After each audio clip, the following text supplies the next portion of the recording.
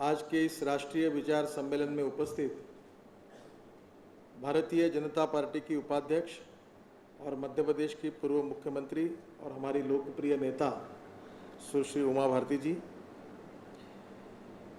हमारे इस प्रकोष्ठ के राष्ट्रीय संयोजक बसंत जी, जिनके तरफ संगठन की ओर से इन सब प्रकोष्ठों को पालक और मार्गदर्शक के रूप में कार्य करने की जिम्मेदारी दी है, ऐसे मेरे सहकारी महेंद्र जी, संजय चतुर्वेदी जी और देश से विविध राज्यों से आए हुए विशेष रूप से इस प्रकोष्ठ में काम करने वाले सभी प्रमुख कार्यकर्ता भाई और बहनों,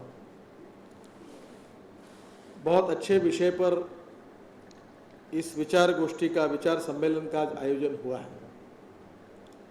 मैं मानता हूं कि हमारे राष्ट्रीय परिस्थिति में विशेष रूप से जिस बात की चिंता हम कर रहे हैं, उन आर्थिक विषयों का विचार करते समय आज की स्थिति में अंत्योदय का जो विचार दर्शन है, जो पंडित दीनदयाल उपाध्याय जी ने एक विरासत के रूप में हम सबको दिया है, उसके अनुसार हम सबको चलना ही आज की परिस्थिति की आवश्यकता है। मैं 2 दिन चित्रकूट में था और कल भी था और आज वहीं से मैं आया हूं, और विशेष रूप से स्वर्गीय नानाजी देशमुख, जिन्होंने अपने जीवन में ये अंत्योदय के विचार पंडित दीनदयाल उपाध्याय जी के विचारों से विशेष रूप से प्रेरित होकर सामाजिक आर्थिक परिवर्तन के लिए जो अच्छा कार्य खड़ा किया है, उसका सोशियो इकोनॉमिक इम्पैक्ट 850 गाँवों में चित्रकूट के आजू बाजू में क्या है, इसका कल प्रेजेंटेशन वहाँ के जो प्रमुख प्रधान सचिव है उन्होंने हम सब के सामने किया। मेरे साथ वर्ल्ड बैंक के, एशियन बैंक के और आर्थिक क्षेत्र के सरकार के आर्थिक सलाहकार ऐसे कुछ प्रमुख लोग भी मेरे साथ थे। भारतीय जनता पार्टी का विजन डॉक्यूमेंट हम तैयार कर रहे हैं, तो आर्थिक विषयों पर मुक्त चिंतन करने के लिए 10-12 लोगों का एक ग्रुप हम चित्रकूट में करीब 16-17 घंटे कल से और आज तक बैठे थे, और स्वाभाविक रूप से हमने समझा कि इसके लिए नानाजी और दीनदयाल जी, ये दोनों प्रेरणा स्रोत हमारे लिए सबसे उचित है। मैं सबसे पहले आपको ये बताना चाहता हूँ कि इस विषय के बारे में सुस्पष्ट रूप से कार्यकर्ताओं तक इसको ठीक प्रकार से पहुँचाने की आवश्यकता है। जब भारतीय जनता पार्टी के बारे में हम विचार करते हैं तो राष्ट्रवाद ये हमारा आत्मा है, और गुड गवर्नेंस एंड डेवलपमेंट, सुशासन और विकास, ये हमारा मिशन है। सुशासन और विकास को अभी हमने जोड़ा है कि good governance and development with the help of e governance. अगर ई गवर्नेंस अगर हमारे राज्य में, हमारे केंद्र में, हमारे जिला पंचायत में, पंचायत समिति में, ग्राम पंचायत में, महानगर पालिका और नगर पालिका में अगर ई गवर्नेंस आया तो 80% भ्रष्टाचार समाप्त हो जाएगा, रेड टेपिज्म समाप्त हो जाएगा। तो इसलिए good governance and development with the help of e governance, ये दूसरा महत्वपूर्ण पहलू है। तीसरा जो पहलू है जिसके ऊपर हमारी पार्टी की विशेष रूप से पहचान है, और वो पहलू है पंडित दीनदयाल उपाध्याय जी का सामाजिक आर्थिक चिंतन, जो अंत्योदय के रूप में हमारे सामने है। मैं बार बार इस बात का बहुत बार उल्लेख कर चुका और आप सब इससे परिचित है, पर मुझे लगता है कि इसका बार बार आग्रह करना और इसको हमारे सामने आग्रह से विचार निष्ठा के रूप में सामने रखना, ये बहुत आवश्यक है। पंडित दीनदयाल उपाध्याय जी ने अंत्योदय की व्याख्या करते समय ये कहा है कि हमारे समाज में जो शोषित है, पीड़ित है, दलित है, जो सामाजिक आर्थिक शैक्षणिक दृष्टि से पिछड़े हुए हैं, जो दरिद्र नारायण हैं, जिनके पास पहनने के लिए कपड़ा नहीं है, रहने के लिए घर नहीं है और खाने के लिए रोटी नहीं है, ऐसे दरिद्र नारायण को हम भगवान माने और हम उनकी निरंतर सेवा करते रहे। और जिस दिन इन व्यक्तियों को रोटी, कपड़ा और मकान मिलेगा, उसी दिन हमारा कार्य पूरा होगा, ऐसा हम समझेंगे। और इन लोगों के लिए काम करना यानी ईश्वर की सेवा है, ऐसा हम समझेंगे। ये वाक्य, इसमें से बहुत बोध होता है। इसमें सामाजिक न्याय है, आर्थिक न्याय है। Social justice and economic justice इसमें आया है। सामाजिक आर्थिक विषमता से मुक्त समाज का निर्माण ये इसमें आया है। जैसे हम लोग बात करते हैं कि हमारे समाज को, हमारे देश को हम ऐसा बनाना चाहते हैं कि हमारे देश में जात, पंथ, धर्म, भाषा और सेक्स के आधार पर कोई बड़ा नहीं होगा, कोई छोटा नहीं होगा। सबको बराबरी का मौका मिलेगा, समान मौका मिलेगा और समान अधिकार होगा, और सबको समान अधिकार और समान विकास का अवसर मिलकर हम सबको साथ लेकर जाएंगे। छुआछूत, अस्पृश्यता और जातिवाद से मुक्त भारतीय समाज की संकल्पना इस विचार के अंदर है। कोई भी व्यक्ति जात से बड़ा नहीं होता, उसके गुणों से बड़ा होता है। ये सोशल फिलॉसफी भी इसके साथ जुड़ी हुई है। पंडित दीनदयाल उपाध्याय जी का जो विचार दर्शन है, जो सामाजिक आर्थिक चिंतन है, उसको आज विशेष रूप से हमको विचार करने की आवश्यकता है। मैं केवल अपने कार्यकर्ता करके आपको विश्वास के लिए नहीं कहना चाहता। मैं विदेशों में काफ़ी घुमा हूँ, करीब 41 देशों में गया हूँ, और ब्रिटिश पार्लियामेंट में भी मुझे भाषण करने का मौका मिला, और दुनिया के अनेक लोगों से मैं मिल चुका हूँ।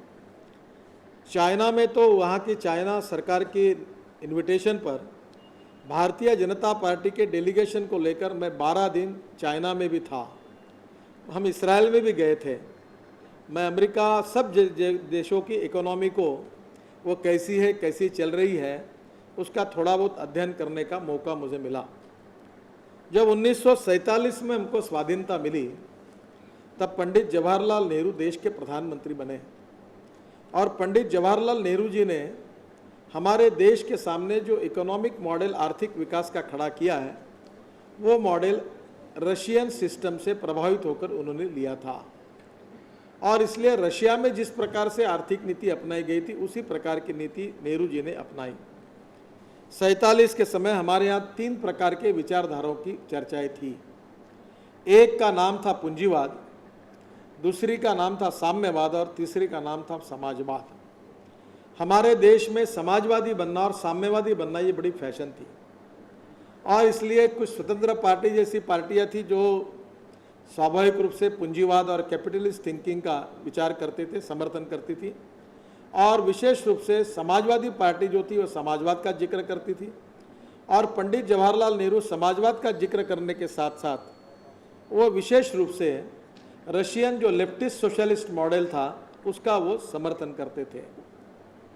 आज देश को स्वाधीनता मिलकर 66 साल पूरे हुए हैं, और 66 साल के बाद हम इस बात को विश्वास के साथ कह सकते हैं कि हमारे देश के गरीबों की समस्या, हमारे देश के गांव गरीब मजदूर किसानों की समस्या, झुग्गी झोपड़ी में रहने वाले गरीबों की समस्या, जो सामाजिक आर्थिक दृष्टि से पिछड़े हुए हैं, शेड्यूल कास्ट है, शेड्यूल ट्राइब है, उनकी समस्या, लगभग इन सब समस्याओं में सुलझाने में कोई बहुत ज़्यादा फर्क नहीं पड़ा है। एक प्रकार से हम आत्मविश्वास के साथ ये कह सकते हैं कि ये तीनों ही विचारधारा लगभग आज पूरी दुनिया से समाप्त होने की कगार पर खड़ी है।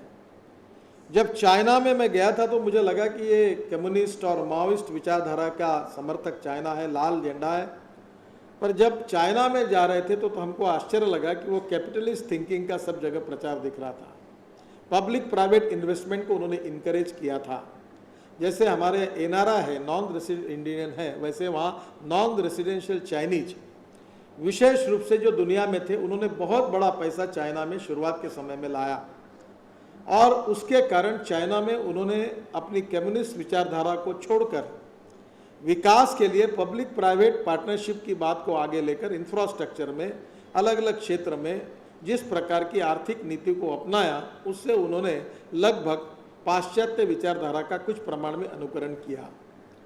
अब चाइना में केवल लाल बावटा दिखता है, कम्युनिस्ट पार्टी दिखती है, माओ का फोटो दिखता है, पर कम्युनिस्ट और सोशलिस्टिक थिंकिंग, साम्यवाद की थिंकिंग आज उनके नीतियों के साथ कहीं मेल नहीं खाती। रशिया में यही हुआ कि रशिया में जिस प्रकार से लेनिन के बाद, आप एक देश है बुडापेस्ट करके एक गांव है हंगेरी में, और मैं बुडापेस्ट में गया था। वहाँ शहर में एक बड़ा स्मारक बना हुआ है। स्मारक किसका है कि लेनिन से लेकर रशिया में जितने का, क्योंकि आपको पता है कि यूरोपियन ये देश थे, हंगेरी से लेकर जो यूरोपियन, विशेष रूप से यूरोप के पास रशिया के बॉर्डर के तरफ लगने वाले ये जितने यूरोपियन देश है उसमें साम्यवाद का प्रभाव था, जेकोस्लोवाकिया से लेकर सब देश। अब उन देशों में स्थिति ये है कि बुडापेस्ट में मैंने देखा कि बड़े बड़े पुतले रखे थे और उनको जनता ने उद्ध्वस्त कर दिया था, उखाड़ कर फेंक दिया था। इसका कारण ये था कि जनता के प्रति, इन विचारधाराओं के प्रति इतना आक्रोश पैदा हुआ कि एक समय जिनको हम भगवान के रूप में मानते थे, उस पुतलों को, उस प्रतिमाओं को उठाकर जनता ने उखाड़ कर फेंक दिया और बुडापेस्ट में उन सब उखाड़ कर फेंके हुए पुतलों को एक गार्डन में रखा है और टूरिस्ट उसको देखने के लिए जाते हैं। अगर यही बात अगर 25 साल 30 साल पहले अगर कोई कहता कि अगर हम लोग उस पर विश्वास भी नहीं रखते।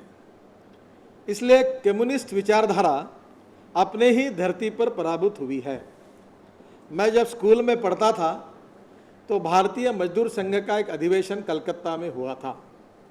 आदरणीय दत्तोपंत ठेंगड़ी जी उस समय उस अधिवेशन में प्रमुख वक्ता के रूप में उपस्थित थे और उस समय दत्तोपंत जी के भाषण में उन्होंने कहा था कि कम्युनिस्ट विचारधारा ये कम्युनिस्टों के भूमि पर पराजित होने वाली है, ये मैं सामने देख रहा हूँ।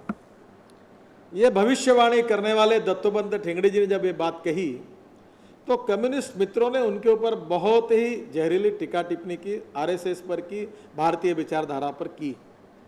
पर सच्चाई ये साबित हुई कि स्वर्गीय दत्तोपंत ठेंगड़ी जी ने जो बात कही थी वो इतिहास ने सिद्ध करके दिखाया कि रशिया कोलैप्स हुआ और लेनिन की बात करके और जिस प्रकार से कम्युनिस्ट विचारधारा की बात करने वाली जो रशिया थी वो पूरी तरह से इकोनॉमी की दृष्टि से उद्ध्वस्त हुई।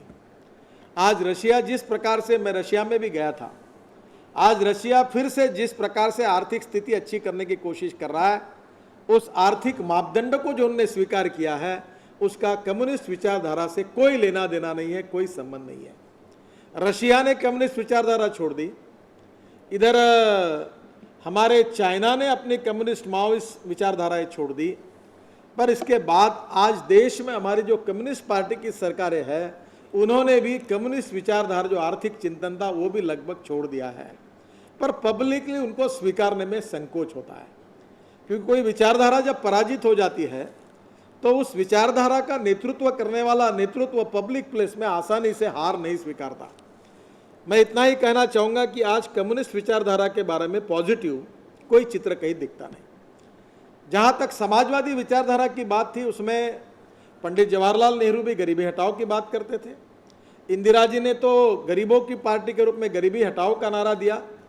राजा नरेशों के तनख्वाहें उन्होंने बंद की और बैंकों का राष्ट्रीयकरण किया और उन्होंने कहा कि समाजवाद ये उनका सबसे पहला आवश्यक विचारधारा है और इस देश के गरीबों की गरीबी हम दूर करेंगे, ये बात का ऐलान उन्होंने किया। इंदिरा जी गरीबी हटाओ की बात करती रहे, फिर राजीव गांधी गरीबी हटाओ की बात करते रहे, फिर राहुल गांधी गरीबी हटाओ की बात करते रहे और सोनिया गांधी भी गरीबी हटाओ की बात करते रहे। गरीबी दूर नहीं हुई। यानी कम्युनिस्ट विचारधारा भी फेल हुई और कांग्रेस की समाजवादी विचारधारा भी फेल हुई और कैपिटलिस्ट विचारधारा जो थी, जो पूंजीपति के तरफ एक तरफ चलने वाली थी, वो भी अमेरिका में इस प्रकार का इकोनॉमिक क्राइसिस खड़ा हुआ कि अमेरिका भी ऐसे सवालों में घेरी गई कि अमेरिका भी कैपिटलिस्ट विचारधारा के कारण वहाँ की बैंकों को ने दिवाला पीटा, इंडस्ट्री अनेक बन पड़ी और अमेरिका भी आर्थिक अड़चन में आई। मैं सबसे बड़ा प्रश्न आप सबके सामने खड़ा करता हूँ कि जब दुनिया की तीनों आर्थिक विचारधारा उन्हीं के ही भूमि पर जब परास्त हुई है तो विश्व के सामने और दुनिया के सामने विकल्प क्या है, और इसलिए विकल्प क्या है इसके बारे में मुझे लगता है कि हम लोग जिन आर्थिक नीति को लेकर जा रहे हैं हम निश्चित रूप से एक अच्छा सशक्त विकल्प दे सकते हैं। पर मैं केवल राजनीतिक नेता जैसा भाषण देकर आपको ये नहीं कहूँगा।